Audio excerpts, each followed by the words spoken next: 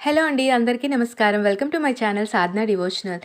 ఈరోజు మన వీడియోలో సప్తర్షుల్లో 5వ ఋషి అయిన గౌతమ మహర్షి గురించి పూర్తి వివరాలు తెలుసుకుందామండి.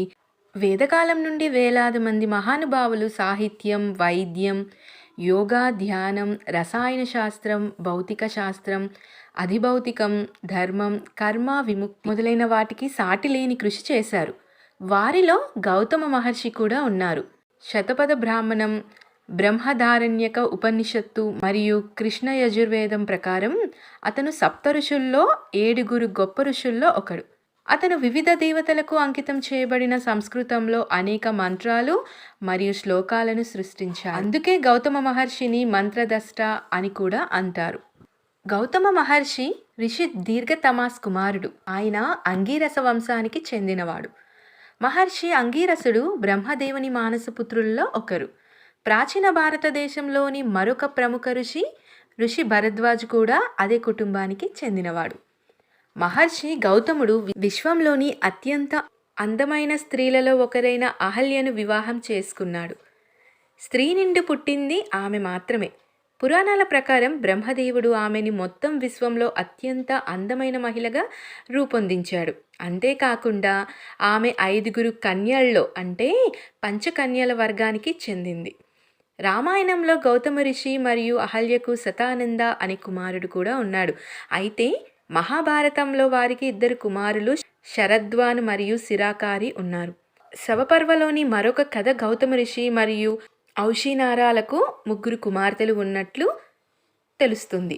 వామన పురాణంలో పేర్కొన్నట్లుగా వారు జయంతి, జయ మరియు అపరాజిత. గోదావరి నది దక్షిణ గంగ భారతదేశంలో అత్యంత పవిత్రమైన నదులలో ఒకటి. గంగా నదికి సమానమైన మతపర్వమైన హోదా ఉంది. గోదావరి నది ఒడ్డున అనేక మంది గొప్ప ఋషులు ధ్యానం చేస్తారు, శ్లోకాలను సృష్టించారు మరియు కర్మలు కూడా చేస్తారు. గౌతమ మహర్షి తన భార్య అహల్యతో కలిసి త్రయంబకేశ్వరుడు బ్రహ్మగిరి కొండల గోవూరు గ్రామంలో నివసించాడు.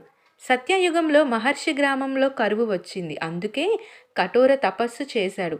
తత్ఫలితంగా నీటి దేవుడు వరుణుడు అతని ఆశ్రమంలో వర్షపాతాన్ని అనుగ్రహించాడు. అందుకే ఆశ్రమంలో ఆకలితో అలమటించే వారికి అన్నదానం చేసేవారు. అందుకోసం రకరకాల పంటలు పండించాడు.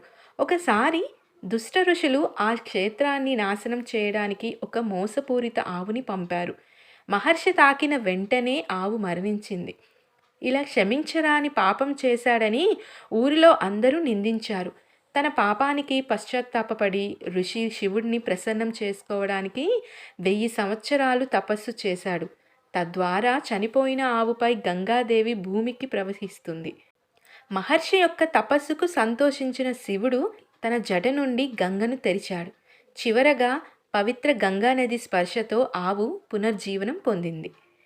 అలాగే వాల్మీకి రామాయణం మొదటి పుస్తకం బాలకాండలో రాముడు మరియు అతని సోదరుడు లక్ష్మణుడు ఒకసారి తన గురువైన విశ్వామిత్రునితో కలిసి మిథిలకు వెళ్ళారు. గౌతమ మహర్షి ఆశ్రమం దగ్గరకు రాగానే విశ్వామిత్ర మహర్షి అహల్య శాపం గుర్తొచ్చింది. కాబట్టి అతను మొత్తం సంఘటనను రాముడికి మరియు అతని సోదరికి చెప్పారు. దేవి అహల్య చాలా అందంగా ఉందని, దేవతలకు అధిపతి అయిన ఇంద్రుడు ఆమెపై మోహానికి గురయ్యాడని చెప్పాడు. కాబట్టి ఇంద్రుడు ఋషి రూపాన్ని ధరించి ఆమె భర్త స్నానం కోసం నదికి వెళ్ళినప్పుడు ఆశ్రమంలోకి ప్రవేశిస్తాడు. ఋషి ఆశ్రమానికి తిరిగి వచ్చినప్పుడు తన రూపాన్ని పోలిన ఇంద్రుడు బయటకు రావడం చూశాడు.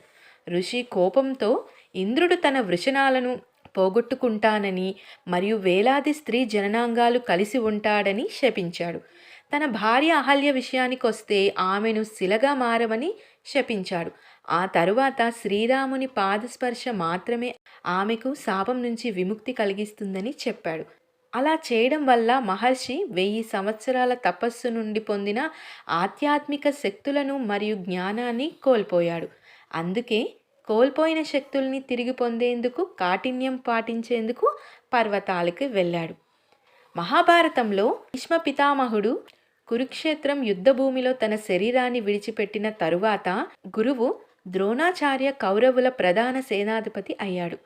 తన అపారమైన యుద్ధ జ్ఞానం మరియు శక్తివంతమైన ఖగోళ ఆయుధాలతో అతను లక్షలాది పాండవుల సైన్యాన్ని చంపాడు.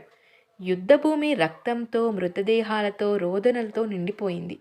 ఆ సమయంలో ధర్మవ్యాప్తి కోసం ప్రపంచాన్ని అన్వేషిస్తున్న గౌతమ మహర్షి ఈ భయానక దృశ్యాలను గమనించాడు. ఆ తరువాత ద్రోణాచార్యుని వద్దకి వెళ్ళి అమాయకుల ప్రాణాల్ని బలికొంటూ తన ధర్మానికి విరుద్ధంగా వెళ్ళాడని చెప్పాడు. అందుచేత అతడు తన ఆయుధాన్ని అణిచివేసి అతని మరణాన్ని స్వీకరించాలి. తన పాపాలను తెలుసుకున్న ద్రోణాచార్యుడు అతని మరణాన్ని అంగీకరించి యోగ విద్య ద్వారా స్వర్గానికి వెళ్ళాడు. గౌతమ మహర్షి జీవితకాలంలో అతను అనేక గ్రంథాలు వ్రాశాడు. వాటిలో ధర్మసూత్రం ఆయన గొప్ప రచన. ఇది 600 నుండి 400 పీసీ నాటి సంస్కృతంలోని పురాణ ధర్మ సూత్రాలలో కూడా ఒకటి. ఇదండి ఇవాల్టి వీడియో. నా వీడియో కనుక మీకు నచ్చినట్లయితే ప్లీజ్ తప్పకుండా లైక్ చేయండి, షేర్ చేయండి. అలాగే నా ఛానల్ని కొత్తగా చూసిన వాళ్ళైతే తప్పకుండా సబ్స్క్రైబ్ చేసుకోండి. Thank you for watching this video.